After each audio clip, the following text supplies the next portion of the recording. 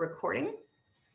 All right, so welcome everyone to the Funding Your Study Abroad Experience webinar. My name is 𝗟𝗘𝗧'𝗦. I am the Vice President of Alumni and Inclusion Initiatives at AIFS Study Abroad. I work with students kind of through the all phases of their experience, from the very beginning when they're getting information and making sure they have resources, all the way through their return. And so I'm excited to have all of you here today. We're going to be talking about funding your study abroad experience, an overview of scholarships, grants, and creative fundraising. And give me just a second here. All right, so before we jump into the finance piece, I did want to just give you a quick overview of AIFS. We've been around since 1964. We have program locations around the globe. Our programs are as short as 2 weeks and as long as a year. So depending on what length of time you're looking to go abroad for, we have a lot of different options that can work with you. We offer a lot of different types of programs. So we have traditional study abroad programs where you go and you're taking classes and receiving academic credit. And then we also have some internship programs. So you can go and do an internship in your major or field.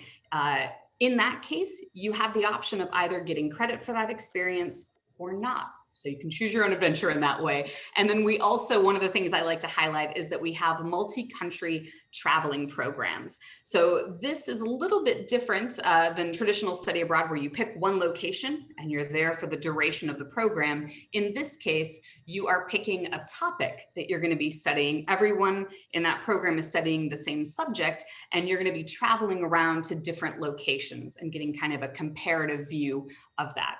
Now, something to keep in mind is, unfortunately, because of COVID, those programs are paused for the summer of 2021, but we are very hopeful that we'll be able to bring them back on for summer of 2022.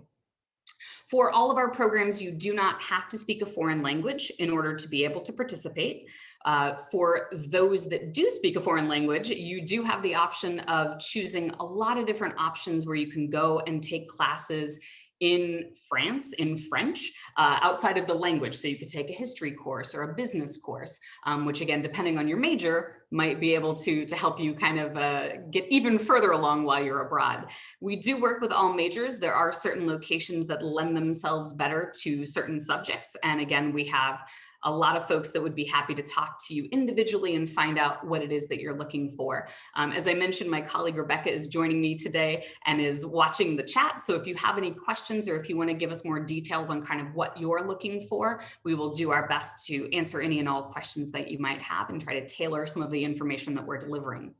Our programs do work with graduating high school seniors all the way through graduating college seniors. So no matter where you fall on that spectrum, we're going to be able to work with you. And one other thing that I think is important for you to know is that our fees are guaranteed in US dollars. So no matter what the US dollar does against foreign currencies, the prices that you see on our website are going to be locked in. And then all of our programs, no matter if you're doing a 2-week J-term program or a year-long study abroad experience, all of our programs are set up to be all-inclusive. And so what that means is the fee that you see published on our website includes everything that's listed on the screen. So housing is guaranteed and arranged for by AIFS. All of our locations include some sort of meal plan or stipend. We do have some locations where you can go and all 3 meals of the day are included, and then other locations where you're going to receive a stipend and you can use that in local restaurants or to purchase groceries and things like that. We have amazing staff on site. They are one of the things that our alumni sing the praises of the most. Resident directors in country that are going to be able to assist you. They speak the local language as well as English, and they've all had the opportunity to travel abroad. And what that means is when you are abroad and you might be having a day where you're like, I don't remember how to say lettuce in Spanish, they can say lechuga, no worries, and then assist you with whatever you might need. Of course, the health and safety pieces as well. All of our programs do have included excursions as well as cultural offerings. We do a really great job of making sure that you can engage with locals and have a lot of opportunities to really immerse yourself in the local culture. We do offer an optional flight package, and what is great about that is if it's your first time leaving the country, You get yourself on the plane in the US, and when you land in country, you're going to have a representative from AIFS that will meet you at the airport and help get you to the city center to get started with the program. And then we also have included in all of our programs health and travel insurance, and we also offer additional coverage for you depending on your needs and interest. So when we're thinking about finances, I think it's good to kind of start at the beginning. First off, you want to have a really good understanding of what you're spending to go to your home institution currently. And I want you to make sure that you're thinking about housing, your meals, any sort of social activities that you might be doing while you're here in the US.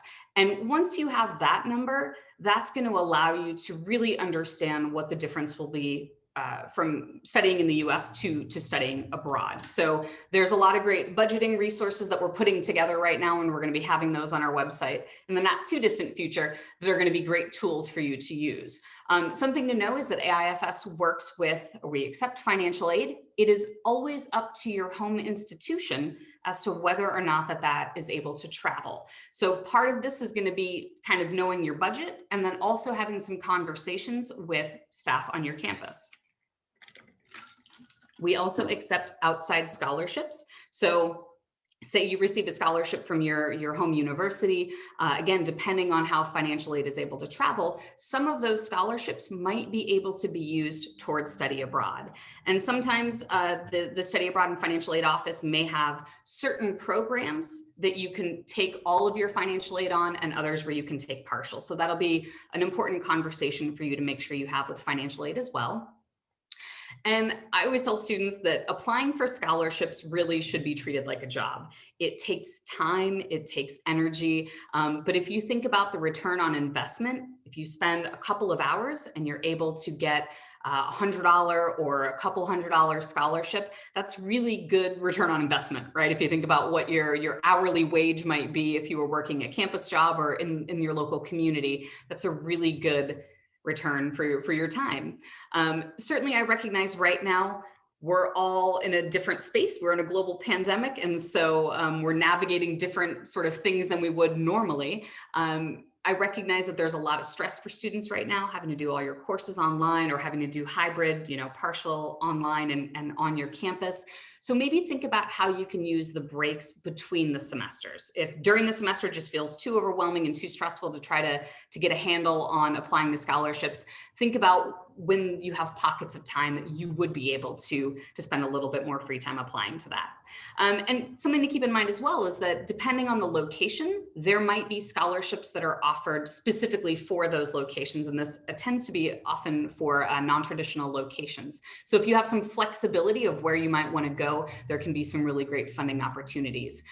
Certain scholarships have deadlines that fall well before program deadlines. So that's something you're going to want to think about as well. And depending on where you are in your study abroad journey and how soon you are planning to go abroad, the more time that you give yourself, the easier it is because you have more time to plan. You can set up an Excel sheet with, the different scholarship names and kind of put that information, what the amount is and where you are in the process. And as I mentioned earlier, don't discount the smaller scholarships. You can stack multiple awards, at least with AIFS. If you receive multiple scholarships, it's just going to make a declining balance for you, which is a very good thing. And certainly the scholarships that I'm going to focus on today are specific to study abroad, but I want you to keep in mind that your institution, or there may be scholarships available that are not specifically denoted for study abroad, but can be used towards study abroad programs. And it's always, again, up to the provider of the scholarship as far as what it can be applied to. But there are some great examples. I know, for example, in Texas, there's the left-handed Texan scholarship, which is not specifically for study abroad, but we've had students that have used that in the past to participate in a study abroad program. So kind of get creative in that space. AIFS at your school. So a couple of questions that you're going to want to talk with your study abroad office about is figuring out, do you pay homeschool fees or do you pay your fees to AIFS directly? And again, that's going to depend upon which institution you attend. Does your school have a study abroad fee? This may be as little as $50, and it may be a couple of $100. So that's something you're going to want to think about as you are putting together your study abroad budget. Does financial aid apply at your institution? And specifically, is it state and federal aid or just one or the other? And then also, how is billing handled? We do have some institutions, which we call special billing schools, where it's billed directly through your Bursar account. And so for you as a student, it can be a very seamless experience. You pay just like you were going to be on campus, except for you find yourself abroad. And then again, finding out how the scholarships at your individual institution are able to travel. A lot of study abroad offices have scholarships specifically for studying abroad as well. So definitely make sure that you check out the resources that might be available at your campus and really get an understanding. Some offices make it really easy and they have one application for all of the scholarships that are available, and you just kind of tick the boxes for which ones you're eligible for. And then others are going to ask you to apply for individual scholarships. So I wanted to give you kind of an overview of how we handle scholarships at AIFS. Most of the time, you're going to have a 1,000-word essay, and the prompt that we use most frequently is, how does study abroad fit into your academic and career goals? And what will you do to promote study abroad on your campus upon return? Now, obviously, in my role, working with alumni, I can tell you we have a lot of great opportunities and a lot of great programs that you can participate in that will then help you to sort of meet the second half of that goal, which is being able to share your experience. Most schools have alumni programming in the study abroad office as well. You might be able to, depending on your campus, you might be able to serve as a peer mentor or even get a job in the study abroad office where you're going to be able to share your experience in a little bit more significant way.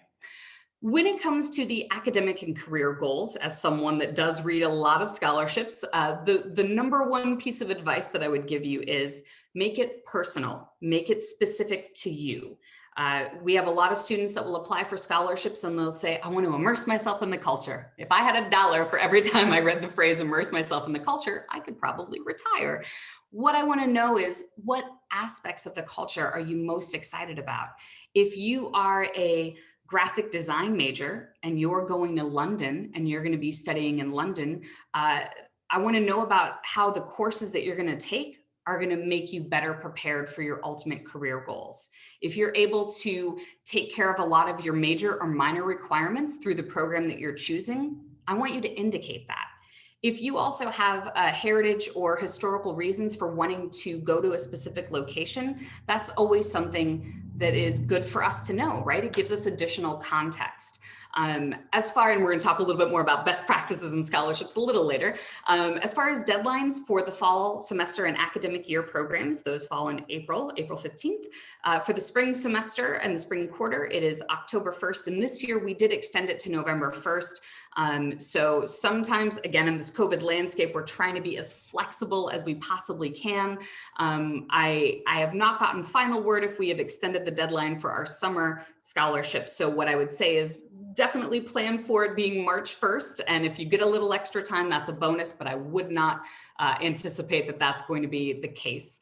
And if you visit our website, you'll be able to see all the different scholarships that we offer and all the individual requirements for each of them. Now, in addition to scholarships, we offer a suite of grants. And if you're not familiar, scholarships are things that you need to apply to. Sometimes there are either merit-based requirements or criteria, sometimes GPA, sometimes it's need-based. With the grants, it is not something that you apply to, it's whether the situation applies to you, I should say. So for example, if you had a sibling or a parent that studied abroad with AIFS, you would let your admissions officer or your program manager know. They would be able to look up your family member in the system, and then they can tick a button which would apply that grant to your sort of bill. And if you receive the Boren Scholarship, the Fund for Education Abroad, or the Gilman, we do an add-on. We call it a match. We do an add-on to that. So depending on the semester or term that you're studying abroad, you're going to receive at least $250 or more dollars, depending on, again, which grant and which scholarship. But that's a great, if you're already applying to the Gilman and you can get that add-on, that's a really positive thing. We also have affiliate grants. So if you go to an affiliate institution, which your admissions officer can tell you, and when you sign into your student portal, you can actually, when you set up your student account for free with AIFS, You log in, you indicate what school you go to, you're going to be able to see whether your institution is a current affiliate. For some schools, the affiliate grant goes directly to students. And so what that means is if you're doing a summer or a Jan term program, or sometimes referred to as interterm, you're going to have $200 that comes off automatically because you go to that institution. If you do a semester program, you would receive $400 off. So a small amount, but it does help, and every little bit helps. And that's a nice thing that's just kind of an added bonus. New for 2021, we are going to have an HBCU grant. So if you attend an HBCU and do either a Jan term, a summer, or a semester program, you'll receive $1,000 off when you indicate, again, that you attend an HBCU. The U.S. Veterans Grant is for anyone that receives the GI Bill, and my understanding is for that, you simply send your confirmation that you received the GI Bill, and then you'll be able to have that ticked off by the box ticked off on our side in the system. And then the last but certainly not least is the Study Abroad with AIFS grant. So say you decide you want to do a full year abroad, or you study abroad with us for a semester, you come back home and you're like, you know what, I want to go again. And you either go do a summer or you do a semester. For that second experience, you will receive minimum $500 for the second experience. And if your second experience is a semester, you would receive $1,000 off. So again, a lot of great opportunities to chip away at that total.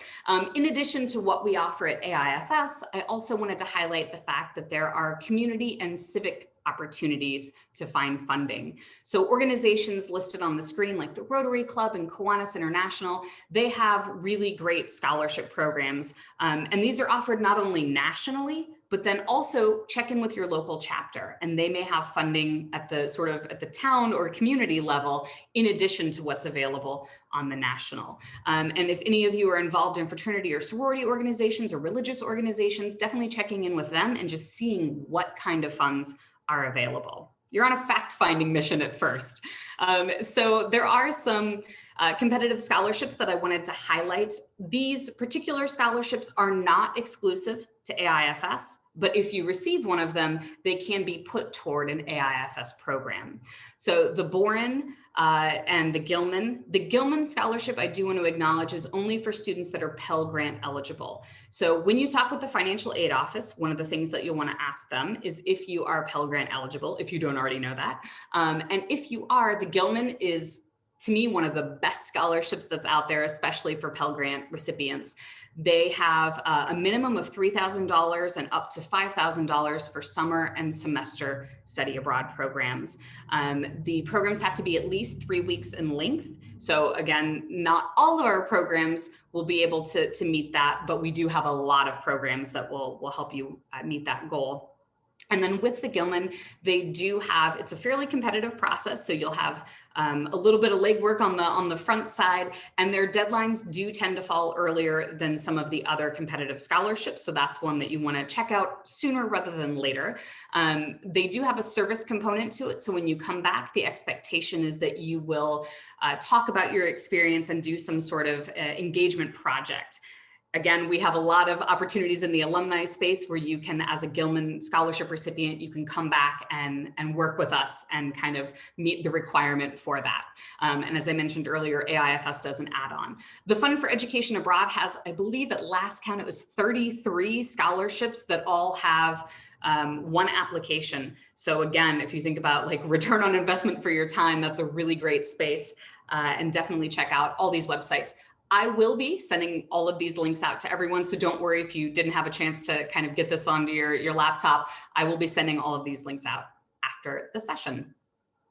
So a couple of tips for success when it comes to applying to scholarships. If financial need is a concern, that's definitely something to state. When we, in the scholarship committee review, if 2 candidates are evenly stacked and one states that financial need is something, if I don't receive this scholarship, I'm not going to be able to do the program. If they are even, that can be the deciding factor. So I know when I was a college student and financial need was definitely a concern for myself, that was something I was always hesitant to put in writing. But I encourage you to do it in a way that you're comfortable with, but that can be the deciding factor. And again, explain how this scholarship and studying abroad in general is going to be able to assist with your educational and career goals. You don't have to know exactly what you want to do in the future. If you know that you want to work as an art curator, or you know you want to work with art history, but you don't exactly know how you want to do that, that's okay. But talk about how this particular program maybe is going to help you to clarify those goals. We certainly understand that. And that can be really compelling. And again, is going to be unique to you as an individual. I want you to tell your story, right? Speaking in generalities doesn't tell me anything about you. So I want you to be specific, and I want you to pretend that your essay is going to be the last one read. You never know. Someone's essay has to be the last one read. And so if you write your essay with that in mind, telling your case and telling your story as succinctly and passionately as you can, that's gonna hook me in, right? And it's gonna make me want to keep reading and hopefully give you the funding. Please pay attention to spell check and grammar. Definitely make sure that you are asking other people to look at your scholarship essays. And this does require you, again, doing this a little in advance, but the more people that look at your essay, the better, because everyone is going to be looking with a different set of lived experiences and a different lens, and may be able to help you make that essay even stronger. Check with your study abroad office. They might have some programming about, especially applying to things like the Gilman and some of those larger competitive scholarships. I know there's a lot of offices that are offering virtual programming, and pre-COVID, we're offering in-person programming. So definitely check that out. And just give yourself as much time as possible. So the more time you give yourself, again, the easier this whole process will be. I want you to also think about your network. Talking with faculty in your major and your minor, there may be departmental scholarships that you're not even aware of that can, again, be put towards a study abroad program. Talk with alumni. I am happy to connect all of you with alumni that have studied abroad in the locations that you're thinking about. They can tell you what scholarships they might have applied for, and that can, again, just open up the realm of possibilities for you. Talk with your family members and your employers. It never hurts to ask. The worst that they're going to say is no, but at least you know, I turned over every stone. I asked every person possible what funding was available. Crowdsourcing is something we're going to talk about in just a couple of minutes. But then also think about, if you're planning a year out, we've got a couple of holidays, a birthday or two maybe, and can you ask your family and friends to replace gifts or gift cards with things that might help you for getting abroad. If you still need to get a passport, ask if your family will help you to make that happen as a part of your holiday present. And there are small ways. I know my family helped to purchase luggage, right? I needed to get luggage to go abroad. So think about the things that you need for your journey, whether it be travel guides or electronic converters and things like that. And that can be a way for your family to help support and your friends to help support your experience as well. I love sharing the example from Hallie. Hallie, to me, is one of the most successful fundraisers I think we've maybe ever had in AIFS history. She was a waitress and also worked in real estate. And she talked with her employers and she asked if she made cards, if she would be able to include them when she was waiting tables and things like that. And thankfully, her employer was super supportive and said, absolutely. And so she would include this. And when she was talking with her table, she would kind of mention the fact that she was saving up to study abroad. And she included the crowdsourcing website. And what was interesting is, in hearing her story, she only asked for a couple of dollars, but most people that went and donated gave more, right? So if you're asking for $2, that's a small ask. And once people are there, they're like, oh, I'll give you $5 or I'll give you $20. Every little bit counts. And that's what I want you to keep in mind, is that no amount is too small and every amount is going to help you as you are working toward your study abroad plan. And again, I recognize maybe not everyone is a waitress or a waiter and may not have that sort of opportunity, but think about, are there clubs and organizations, or does your family have a wide network that they can help to support you in this process as well? And then certainly there are some things that you can do individually to kind of save some money, right? So if you are a big coffee drinker, instead of going and getting coffee out 3 or 4 times a day, can you get a coffee maker at home and start just carrying your coffee to class, or, you know, kind of cut back on your caffeine consumption? One of the list on there, the online purchases, this was from one of our alumni ambassadors. She said that when she wants to purchase things now, she'll put it in her cart and she keeps it there for 24 hours. Right? And thinks about, is this something I really need, or is this just something I want? And so if you can kind of rewire your brain, I know it's super easy now to be able to go on all these different platforms and, you know, one-click purchasing. And that means we're spending money sometimes without even consciously thinking about it. Look at your streaming services. You know, do you have every platform available? Can you cut that down? Can you share with some friends? So maybe everyone is sort of sharing the cost in that sense.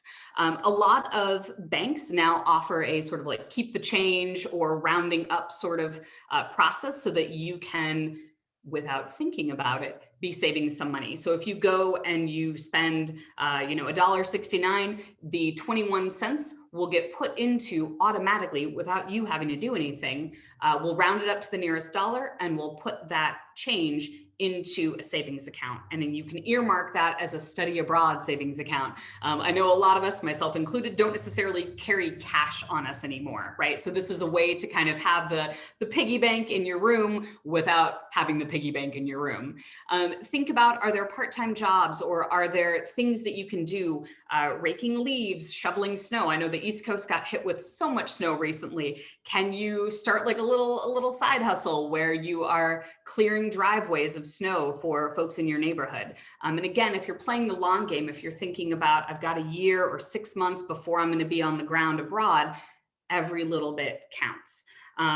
Stopping a habit. So if you have a habit that you've been trying to break, use study abroad as the way to do that. And every time you engage in that habit, put some money in the travel fund jar, right? Again, small ways that you can shift that. And then thinking about, do you have family or friends, you know, if you have an apartment that you need to sublease, start thinking about how you can do that now. If you are in a residence hall, will you be able to adjust your housing contract because you're going abroad? Most institutions will allow you to do that. Not every, but again, check with your study abroad office and see what flexibility is there.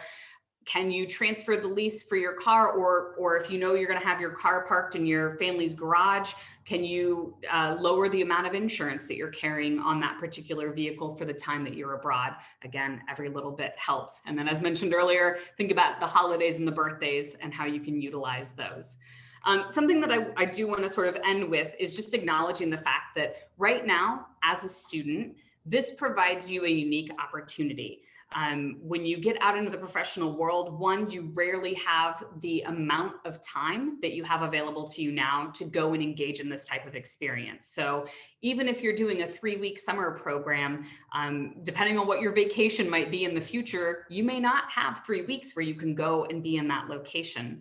And having studied abroad myself, I can tell you it's very different to go to a location as a tourist and as a visitor than it is to study abroad there. We have a lot of videos, which I'll send links to, that our ambassadors talk about, you know, just being able to get to know a small neighborhood within their study abroad location and have people at the coffee shop recognize them and have that familiarity. That doesn't typically happen when you're a tourist in a location because you're just there so quickly. Study abroad allows you to have deeper connections to a location. And I think that's one of the most beautiful things about study abroad is you really get to go deep into a location. Again, financial aid is available. For your vacations, financial aid and scholarships are not going to be an option. So this is something that you can take advantage of now, and it's going to help you stay on track for graduation. Again, even if AIFS doesn't end up having the program that you need, still talk with your study abroad office. There's a lot of different opportunities, you know, faculty-led programs or different options, you know, spring break trips and things like that will be able to work. So even if we're not an option for you, definitely talk with your study abroad office and find one that will work for you. And just as someone that works with a lot of employers and a lot of alumni, I can tell you that currently less than 10% of US college students study abroad. 80% come into college knowing that this is an opportunity that they want to have, and a small portion actually do. And that's something that I'm working really hard to try to change, and our field is working really hard to try to change, to make sure that everyone knows there is funding available. There are programs that will work with whatever academic needs that you might have. We have great staff that are always happy to answer any questions you might have and give you more details, and can kind of, look at the course offerings and help you figure things out. So please reach out and let us know how we can help. And this is definitely something that will differentiate you from your peers.